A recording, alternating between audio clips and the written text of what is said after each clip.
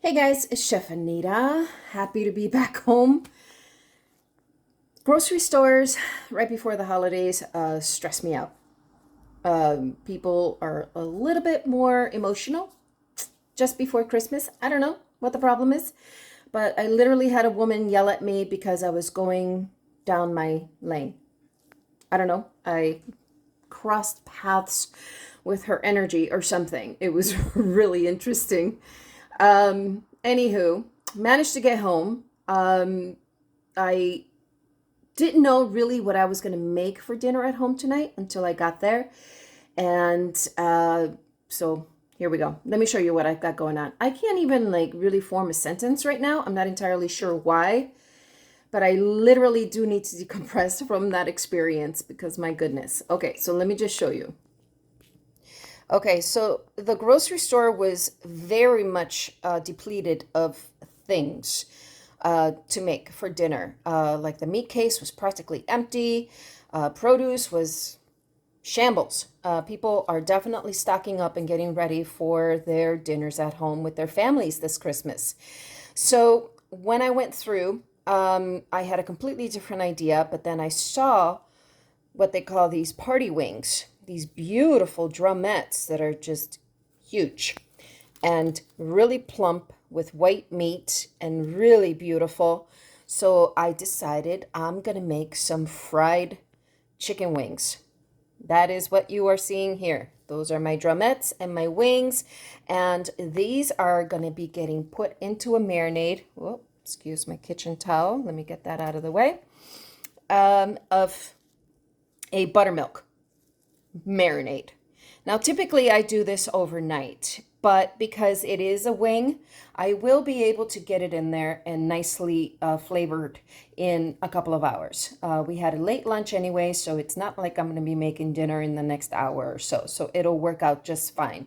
So the buttermilk is going to get put into my Cambro here, my plastic container, and I'm going to include some bay leaves. I'm going to add in there some red hot, my Franks. I'm going to add some Cholula and some Worcestershire. There you go. And I haven't decided if I want to include a little Korean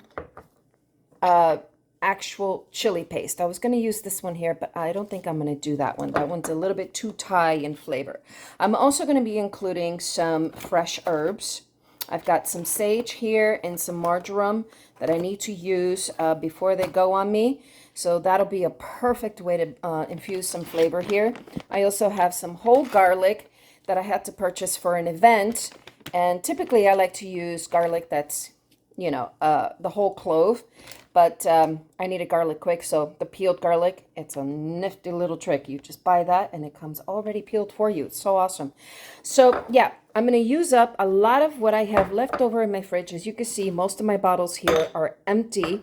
So this is a great way for me to just kind of clear out my fridge, start fresh, especially with Christmas around the corner. Still haven't decided really what I'm going to cook up for that day.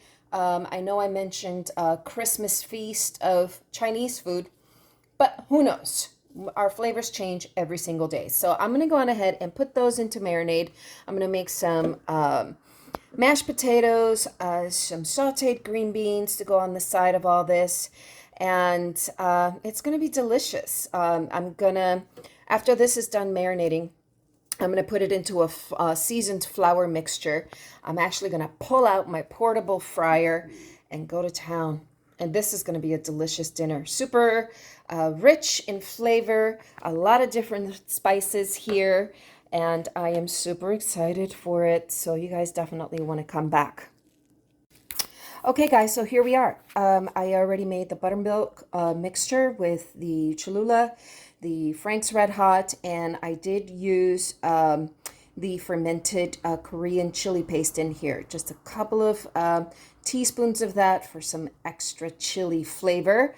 And then I added my fresh herbs, which are the sage and marjoram.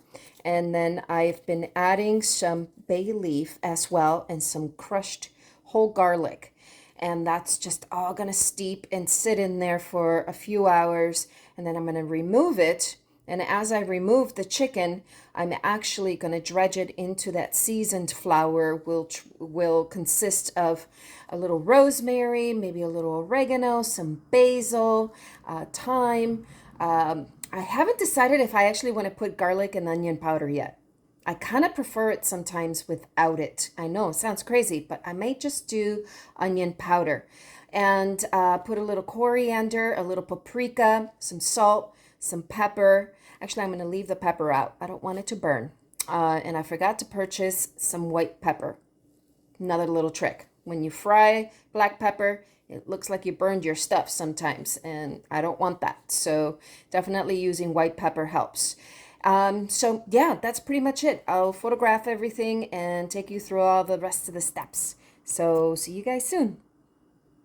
The spices that I mentioned were actually thyme, rosemary, sage, coriander, some salt, and some paprika, a little bit of onion powder, thyme, and I went ahead and did a rough chop in my spice grinder and put them all into this bowl. They're on the bottom here of a 1 cup to 2 cup AP flour cornstarch mix.